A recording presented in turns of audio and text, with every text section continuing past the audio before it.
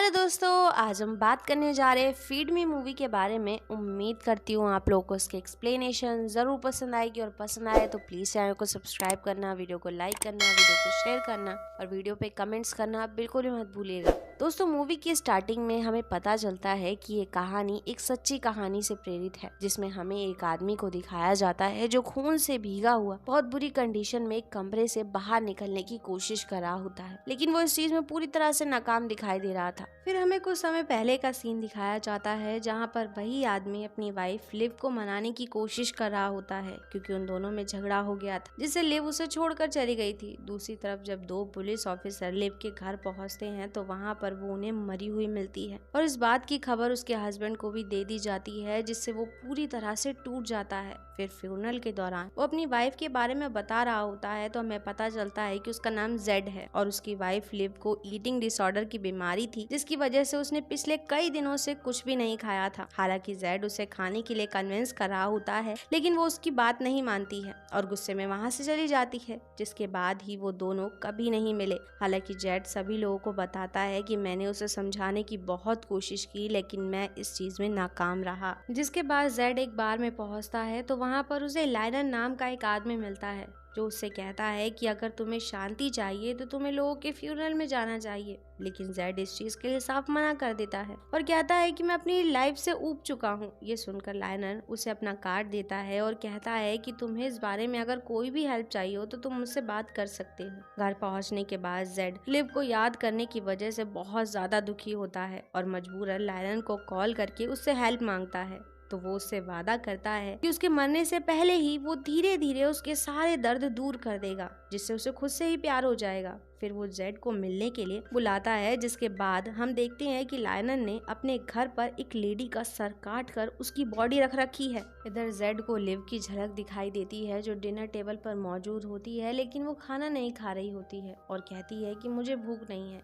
इसलिए जेड अपना दिल निकाल कर उसकी प्लेट में रख देता है, जिसे वो बहुत ही चाव से खाने लगती है। तभी अचानक से जेड की नींद खुल जाती है, जिसके बाद वो लायनर से मिलने के लिए बार में पहुंचता है, जहाँ पर लायनर उसे बताता है कि वो उसी की तरह दुखी लोगों का मीट खाता है जो अपनी जिंदगी से ऊब चुके हैं। और कहीं बाद में जेड इस बात के लिए मना ना कर दे, इसलिए लायनर उससे एग्रीमेंट भी साइन करवा लेता है और फिर धोखे से उसकी ड्रिंक में कुछ मिला देता है, जिससे वो पूरी तरह से नशे में हो जाता है। फिर लायनर के घर पहुंचने पर उसे उल्टियां भी होने लगती हैं, इसलिए वो फिश पॉट में उल्टी कर देता है। जिसके बाद लायनर उसे एक इंजेक्शन देता है, जिससे उसकी बॉडी पूरी तरह से सुन्न हो जाती है। फिर वह जेड की एक उंगली कटर से काट लेता है और ब्लीडिंग रोकने के लिए उसके घाव को प्रेस से जलाकर बैंडेज कर देता है और फिर उसकी उंगली को पकाकर खा जाता है। हालांकि इस दौरान जब वो जेड से पूछता है कि तुम्हें कैसा महसूस हो रहा है, तो वो कहता है कि उसे पहले से हल्का महसूस हो रहा है। फिर अगले दिन लायनर एक स्टोर में पहुंचता है तो वहाँ उसकी मुलाकात एलेक्स नाम की एक लड़की से होती है। इस दौरान उन दोनों में दोस्ती भी हो जाती है।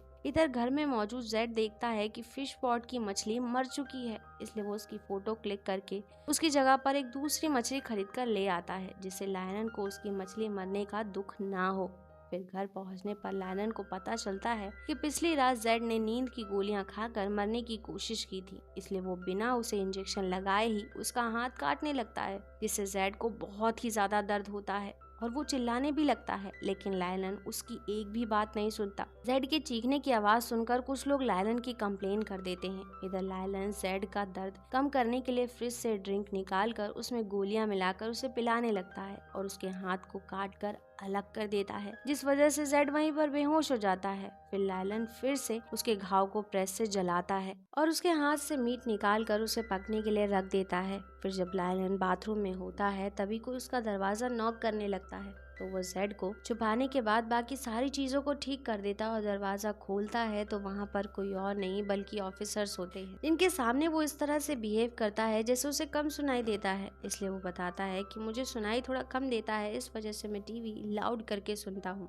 जिससे हमारे पड़ोसी को लगता है कि मेरे घर में किसी के चीखने की आवाज आ रही है। और ये सुनकर वो ऑफिसर वहाँ से चले भी जाते हैं। वहीं जेड को फिर से सपने में लिव दिखाई देती है, जो उसका निकाला हुआ दिल उसे वापस देती है, जिससे ये पता चलता है कि वो नहीं चाहती कि जेड खुद को खत्म करे या फिर किसी भी तरह की तकलीफ पहुंचाए। तभी लायनर के पास एलेक्स का कॉल आता है, जो उसे डिनर डेट के लिए इनवाइट करती है, जिस चीज के लिए वो तैयार हो जाता है। नेक्स्ट सीन में लायलन जेड को एक बोट ट्रिप पर ले जाता है जहाँ वो अपने साथ मौजूद मेंटली अनस्टेबल लोगों को बिना सोचे समझे शूट कर देता है, जिस बात से जेड बहुत ही ज्यादा हैरान होता है और लायलन को रोकने की कोशिश करता है, जिस वजह से वो गुस्से में जेड को पानी में फेंक देता है, लेकिन वही उसे मरने से पहले बाहर भी निकाल लेता है और उसे घर ले जाता है। तो जेड को लिव की परछाई लायलन का सामना करने के लिए कहती है। फिर ऐसा ही करने पर लायलन उसे पंच मारकर गिरा देता है और कहता है कि अब मैं तुम्हें एक ऐसा इंजेक्शन लगाऊंगा जिससे तुम्हारी पूरी बॉडी हिलना बंद हो जाएगी, लेकिन तुम्हें तुम्हारी बॉडी में होने वाला हर एक दर्द महसूस होगा। और फिर वो इंजेक्शन लगाने के बाद जेड के दोनों पैरों को बहुत ही बेरहमी से काट कर अलग कर देता है, जिसके बाद वो उसे बाथरूम में बंद कर देता है। लेकिन इसके बावजूद लायलन बहुत ज्यादा बौखलाया हुआ होता है और पैर का कच्चा ही मांस खा रहा होता है। तभी उसके पास एलेक्स का कॉल आता है जो उसे बताती है कि वो रेस्टोरेंट के लिए निकल चुकी है, इसलिए लायलन भी तैयार होकर जल्दी से जल्दी रेस्टोरेंट पहुंच जाता है। लेकिन उससे कुछ देर बात करने के बाद वो बेकाबू सा होने लगता है और उसे ऐसा महसूस हो रहा था कि वो एलेक्स को भी खाना चाहता है, इसलिए जब वो वॉशरूम में जाती है तो वो चाकू लेकर उस पर लगातार अटैक करके उसे भी मार देता है। इस दौरान वो रास्ते में अपना विग भी निकाल कर फेंक देता है। वहीं दूसरी तरफ जेड को फिर से दिखाई देती है जो उससे कहती है कि तुम्हें इस तरह की हालत में यहाँ नहीं होना चाहिए और तुम्हें खुद के लिए जीना होगा। ये सुनने के बाद बेजान पड़ी हुई जेड की बॉडी मूव करने लगती है।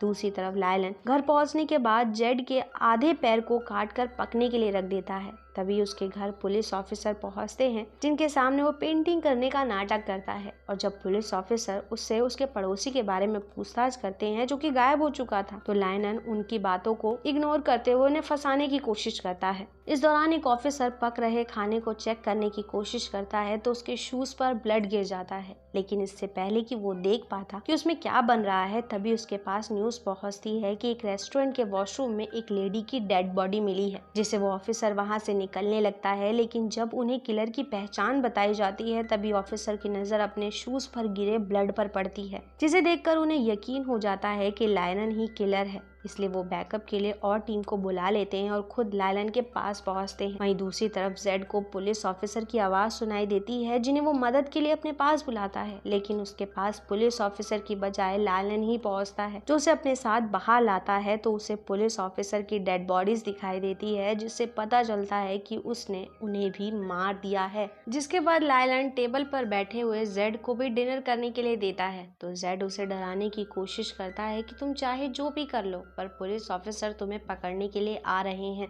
इस दौरान लायलन काफी अजीब हरकतें कर रहा होता है जिससे पता चलता है कि वो पूरी तरह से एक साइको में बदल चुका है। हालांकि जब वो अपनी मछली से बात कर रहा होता है तो जेड उसे बताता है कि तुम्हें क्या लगता है तुम्हारी मछली है, जबकि तुम्हारी मछली तो मर चुकी है, लेकिन तुम्हें दुख ना पहुंचे इसलिए मैं तुम्हारे लिए बिल्कुल वैसी ही मछली ले आया था। ये सुनने के बाद लायलन उससे माफी मांगने लगता है, लेकिन जेड समझ चुका था कि उसने अपनी लाइफ में बहुत बड़ी गलती की है, इसलिए वो बिना समय गवाए अपना सर जोर से टेबल पर मारता है, जिससे टूटी हुई टेबल होने की वजह से लायलन के हाथ में लिया हुआ चाकू सीधा उसकी आंख के आर पार हो जाता है और वो वहीं पर मारा जाता है। जिसके बाद जेड वहां से निकलने की कोशिश करता है तो हमें पता चलता है कि ये वही सीन है जो हमें मूवी की स्टार्टिंग में दिखाया गया था। इस दौरान लिव फिर से उसके सामने आकर उससे जाने की परमिशन मांगती है। तभी हमें पुलिस की गाड़ी की आवाज सुनाई देती है जिससे पता चलता है कि अब जेड की जान बच जाएगी। इस दौरान हम देखते हैं कि जेड काफी खुश था क्योंकि इस वक्त उसे अपनी जिंदगी की अहमियत समझ